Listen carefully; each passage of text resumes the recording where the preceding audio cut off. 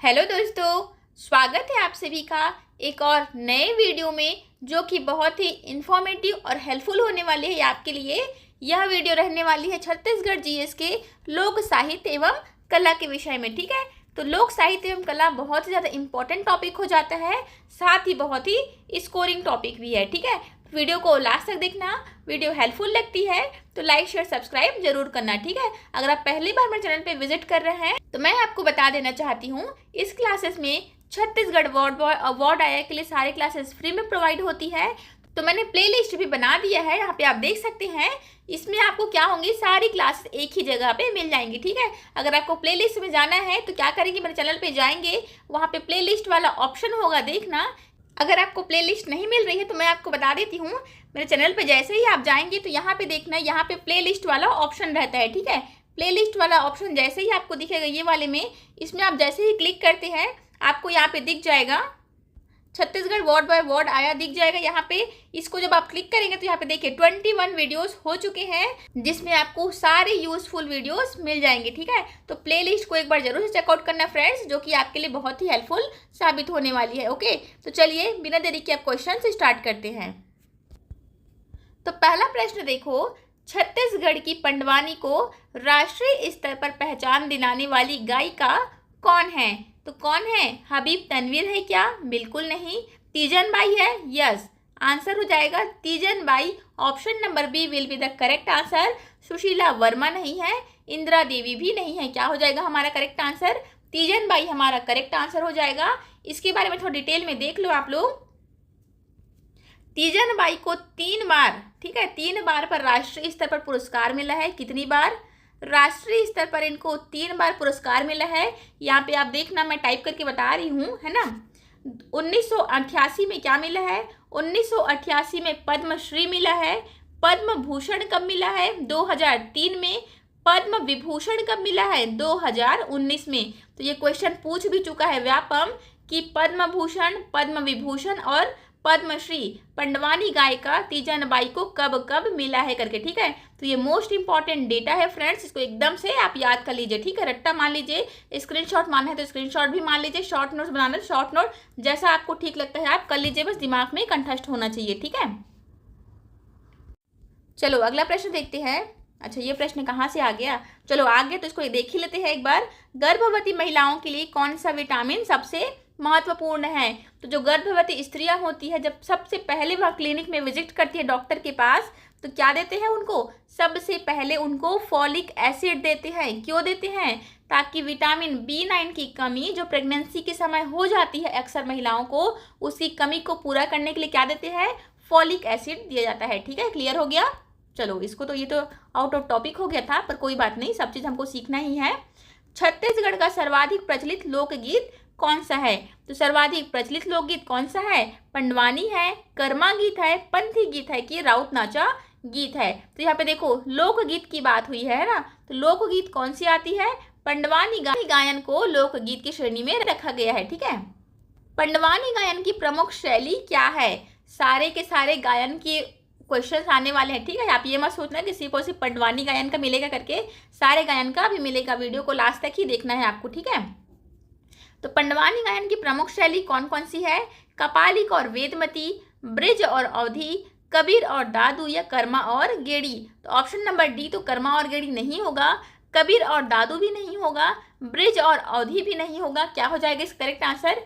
कपालिक और वेदमती जो है पंडवानी गायन की प्रमुख शैली है। ठीक है, एक और क्वेश्चन पूछता है, पंडवानी गायन जो है वह किससे संबंध रखती है? तो इसमें द्रौपदी और पांडवों की गाथा का वर्णन होता है। ठीक है, क्या होता है? द्रौपदी और पांडवों की गाथा का वर्णन करते हैं, और क्या होता है? यह पंडवानी गायन। ठीक है, पांडवों की गाथा का वर्णन करते हैं, इसीलिए इसको पंडवानी कहते हैं। ओके, पंथी गीत किस समाज से संबंधित है? तो पंथी गीत किस समाज से संबंधित है? इसका आंसर तो आप सभी को पता ही होगा, क्या हो जाएगा? सतनामी समाज से। किस समाज से संबंध रखता है? सतनामी समाज से। इनके प्रमुख गुरु जी कौन है? प्रमुख गुरु है गुरु, एक सेकेंड, है ना, गुरु घासीदास जी, है ना। गुरु घासीदास जी सतनामी समाज के प्रमुख गुरु माने जाते हैं, और इंटरनेशनल लेवल पे मतलब अंतर्राष्ट्रीय स्तर पर ख्याति प्राप्त कौन है, मतलब सतनामी समाज के पंथीकृत को अंतरराष्ट्रीय लेवल पे, वर्ल्ड लेवल पे किसने फेमस किया है, यह भी पूछता है। तो फेमस किसने किया है, देवदास बंजारे जी। ठीक है, देवदास बंजारे जी ने पंथीकृत को इंटरनेशनल लेवल पे फेमस किया है। ओके। छत्तीसगढ़ में राउत नाचा किस अवसर पर किया जाता है, तो राउत नाचा कब करते हैं, होली पर तो नहीं करते, जन्माष्टमी पर भी नहीं किया जाता, गोवर्धन पूजा पर भी नहीं करते, क्या आंसर हो जाएगा, दिवाली। लेकिन अगर देव उठने दिया रहे, यहीं पे ऑप्शन में अगर देव उठने दिया रहे तब करेक्ट आंसर हमारा क्या हो जाएगा, देव उठने हो जाएगा। लेकिन यहाँ पे ऑप्शन में नहीं था, इसीलिए दिवाली को आंसर ले सकते हैं। ठीक है, तो सारे टाइप्स के आपको क्वेश्चन देख करके जाना है। अगर ये ऑप्शन दे दिया हो तो क्या करेंगे, अगर दूसरा ऑप्शन दे दिया हो तो क्या करेंगे। ठीक है, कर्मा नृत्य छत्तीसगढ़ के किस वर्ग का लोकप्रिय नृत्य है, कर्मा नृत्य और कर्मा गीत सुना ही होगा आपने, बहुत ही ज़्यादा मनमोहक होती है, बहुत ही ज़्यादा कान को सुकून देती है। ठीक है, तो कर्मा नृत्य छत्तीसगढ़ के किस वर्ग में लोकप्रिय है, इसका आंसर हो जाएगा गोंड। ठीक है, गोंड जनजाति का होता है कर्मा नृत्य। ओके। छत्तीसगढ़ का प्रमुख लोक नाट्य कौन सा है, लोकगीत हमने देख लिया था, क्या था, पंडवानी था। ओके, अब यहाँ पे लोक नाट्य की बात हुई है, तो लोक नाट्य कौन सा है, नाचा, नौटंकी, जत्रा या स्वांग। तो स्वांग तो नहीं होगा, जत्रा भी नहीं होगा, नौटंकी हमारे यहाँ का नहीं है, नाचा होता है लोक नाट्य, छत्तीसगढ़ का प्रमुख लोक नाट्य है। ठीक है, पहले तो गांव वगैरह में या शहरों में भी होते रहे होंगे, हो सकता है बहुत ज़्यादा नाचा का कार्यक्रम होता था, है ना। अभी थोड़ा सा यह कम देखने को मिलता है क्योंकि किसी के पास टाइम नहीं है अब देखने का। पहले क्या होता था, पहले इस प्रकार के नाचा का कार्यक्रम बहुत आयात में होता ही रहता था, है ना। देखना अगला प्रश्न, चैतुरा गीत किस अवसर पर गाया जाता है, चैतुरा कब गाते हैं, विवाह में नहीं, विवाह में नहीं गाते हैं, होली में भी नहीं गाते हैं, श्राद्ध में नहीं गाते हैं, फसल कटाई के समय चैतुरा गीत गाते हैं। क्या गाते हैं, फसल कटाई में चैतुरा गीत गाते हैं। बट इसका थोड़ा सा ऑप्शन मतलब कंफ्यूजिंग है फ्रेंड्स, आप लोग मुझे कमेंट बॉक्स में इसका करेक्ट करना, क्योंकि मैं खुद पहले बार चैतुरा गीत का सुन रही हूँ, है ना। तो विवाह में नहीं गाते ये तो कंफर्म है, होली में भी नहीं गाते, श्राद्ध में भी नहीं गाते। लेकिन ऑप्शन क्या मैंने गलत ले लिया है, एक बार मुझे कमेंट बॉक्स में करेक्ट कर देना। ठीक है, सुआ नृत्य में किसका पूजन किया जाता है, तो सुआ नृत्य आपके देखा ही होगा। सुआ नृत्य में किसका पूजन करते हैं, गौ माता का पूजन कब करते हैं, गोवर्धन पूजा के दिन, जो दिवाली के दूसरे दिन होता है उसमें गोवर्धन पूजा होती है, उसमें गौ माता का पूजा करते हैं। ठीक है, तुलसी पूजा कब करते हैं, देव उठनी एकादशी के दिन तुलसी पूजा की जाती है। नाग देवता की पूजा कब करते हैं, नाग पंचमी के दिन नाग देवता की पूजा करते हैं। ठीक है, लेकिन तोता जिसको सुआ कहते हैं छत्तीसगढ़ी में, इसकी पूजा कब करते हैं, सॉरी इसका पूजन करते हैं सुआ नाच में, तोता की पूजा करते हैं। ठीक है, आपने देखा ही होगा, मैं यहाँ पे इमेज लगाऊंगी, देखना अगर आप नहीं देखा होगा तो। जो स्त्रियाँ रहती है वह गोल गोल घेरा बना करके घूमती है और बीच में धान की कटोरी धान का जो टुकनी रहता है उसके ऊपर में सुआ यानी कि तोता को बैठाए रहते हैं। ठीक है, उसको और बगल में दिया जलते रहता है ना। आपने देखा है कि नहीं, कमेंट बॉक्स मुझे बताना। ठीक है, तो देखो अगला प्रश्न है, छत्तीसगढ़ का प्रचलित गाथा गीत कौन सा है, गाथा गीत की बात हो रही है यहाँ पे।